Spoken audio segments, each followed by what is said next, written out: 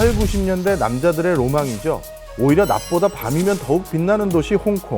화려함 뒤에 숨겨진 어두운 면들에 대해서 살펴볼까 합니다. 반환 후 26년이 지난 지금 홍콩은 과연 어떻게 변해 있을까요? 안녕하세요. 저는 경제닥터 박정호고요. 오늘 진단해 볼 곳은 바로 홍콩입니다.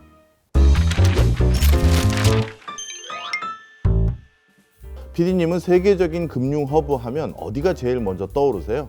뉴욕이요. 아, 맞습니다. 뉴욕의 월스트리트도 유명한 금융 중심지이고요. 유럽에서는 런던을 많이 꼽고 중동에서는 두바이를 많이 꼽긴 합니다. 홍콩도 아시아에서 1위를 했을 정도로 대표적인 글로벌 금융 허브 중 하나다, 이렇게 보시면 되겠습니다. 우리가 즐겨봤던 홍콩 영화들은 홍콩이 금융산업으로서 전성기를 누렸을 때 만들어진 영화들이 대부분입니다. 그렇다면 홍콩의 어두운 면들에 대해서 좀 살펴볼까 합니다. 홍콩을 방문했던 사람들이 인스타에 올린 사진들을 보면요, 빽빽한 집들 앞에서 사진을 찍은 모습들 많이들 보셨을 텐데요. 이렇게 조밀하고 빽빽하게 단위 면적당 가장 많은 사람들이 살 수밖에 없도록 만든 것이 바로 홍콩의 주거 형태입니다. 아파트 단지 바깥으로 이만한 봉들이 나와 있습니다. 집이 너무 좁다 보니까 빨래를 넣을 수 있는 공간이 없어서 창 밖으로 기다란 대나무 같은 걸 쭉 내밀고 거기다 빨래를 하나씩 거는 겁니다. 이렇게 홍콩이 집을 촘촘하게 짓는 가장 큰 이유는 가오롱반도하고 홍콩섬 이 양쪽에 모두 다 합쳐서 주거 공간을 지을 수 있는 면적이 홍콩 전체 면적의 20%가 채 안 됩니다. 나머지는 높은 산으로 되어 있거나 자연 경관처럼 되어 있다 보니까 주거 공간을 늘릴 수가 없어요. 그런데 이 조그만 면적에 전 세계적인 금융회사들, 종사자들이 전부 다 오다 보니까요, 문제가 생긴 게 바로 엄청난 부동산 가격이에요. 안녕하세요. 저는 홍콩에 5년째 지금 거주 중인 주지인이라고 합니다. 저는 여기 10평짜리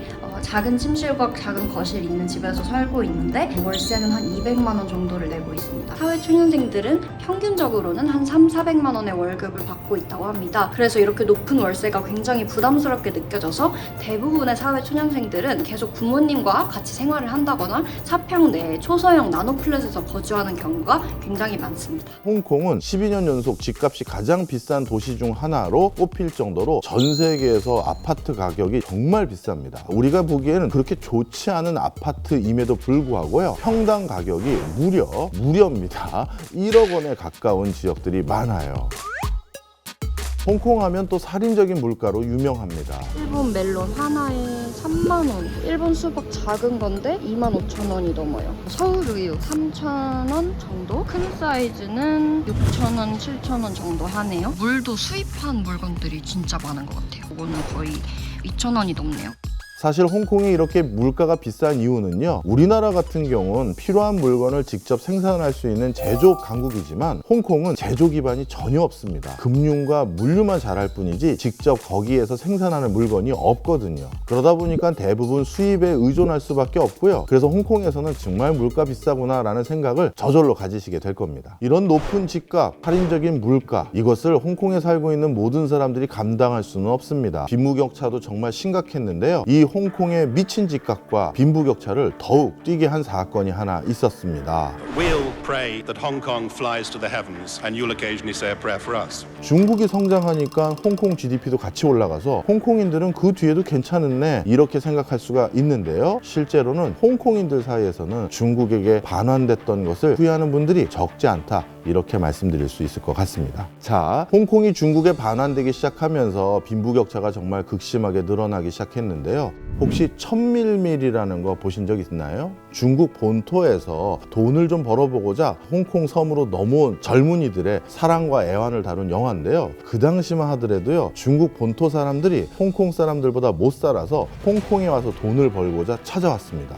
그런데 홍콩이 중국에 반환된 뒤부터 분위기가 완전히 바뀌었어요. 예전에는 홍콩 사람들이 중국 사람들은 어렵고 못 사는 사람들이다라고 해서 오히려 동정을 하기도 하고 그랬는데, 홍콩이 중국에 반환된 뒤부터 중국이라는 이 엄청난 땅덩어리에서 홍콩 지역에 많은 신규 투자를 하거나 아니면 홍콩 지역으로 거주지를 옮겨오거나 홍콩의 새로운 사업을 추진하기 시작합니다. 그리고 나서 불과 몇 년 안 돼서 어떻게 됐느냐? 전세가 역전이 돼요. 이제 홍콩 사람보다 중국 본토에서 넘어와서 홍콩에 살고 있는 사람들이 훨씬 더 잘 살게 되는 겁니다. 이렇게 자연스럽게 홍콩에 많은 중국인들이 투자를 하기 시작하면서 홍콩에서 시가총액 80%에 해당되는 기업들은 사실 홍콩 기업이 아니라 중국 기업들이 차지하기 시작했고요. 그리고 중국인들은 아파트를 살 때 어떻게 사냐 하면 아파트를 하나 딱 가리키면서 저 아파트 주세요 이렇게 얘기를 한다고 하더라고요. 한 집을 사는 게 아니라 그냥 저 아파트를 달라고요 해서 한 동을 총으로 산다고 합니다. 그러다 보니까 1997년도에 17배 정도 차이가 났던 것이 2021년 들어서는 무려 40배 가까이 그 빈부격차의 차이가 크게 벌어지게 됐습니다.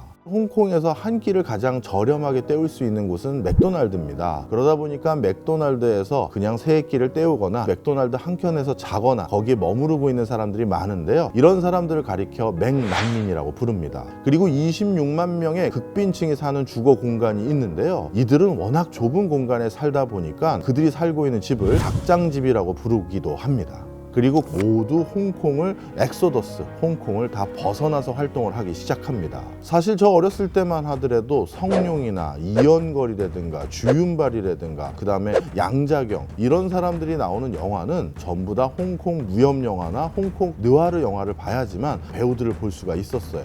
하지만 언제부턴가 이들 배우들이 홍콩을 떠났던 그리고 홍콩 밖에서 활동했던 가장 큰 이유는 바로 중국 반환도 하나 섞여 있는 것입니다.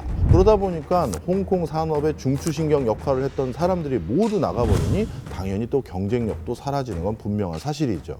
홍콩은 반환된 뒤에 금융의 자유를 일부 상실했고 경제적인 자유로운 활동들을 할 수 있는 기회가 조금 제약될 수밖에 없었습니다. 이런 과정에서 홍콩인들은 자꾸 홍콩을 떠나게만 됐고요. 이렇게 홍콩의 여러 인재들이 홍콩 내부에서는 기회를 얻지 못하다 보니까 또 다른 기회를 찾기 위해서 선택했던 곳이 싱가포르였고요. 싱가포르는 어부지리로 홍콩이 중국에 반환된 뒤에 아시아의 금융 허브가 될 수 있는 기회를 잡았다. 이렇게 말씀드릴 수 있겠네요. 홍콩에 대해서 얘기를 들어보셨는데요. 홍콩은 앞으로도 계속해서 성장할 것으로 보이십니까? 아니면 조금씩 쇠퇴하고 있다고 보이십니까? 사실 홍콩의 미래에 대한 시선은 1997년 중국에 반환될 시점부터 지금까지 여전히 엇갈리고 있는 상황입니다. 아시아 최고의 금융 중심지로서의 역할을 해왔던 홍콩이 그 영광을 되찾을 수 있을지 아니면 다른 누군가가 그 자리를 차지하게 될지 지켜보는 것도 좋을 것 같습니다. 오늘의 진단은 여기까지입니다. 여러분들은 어떠셨나요?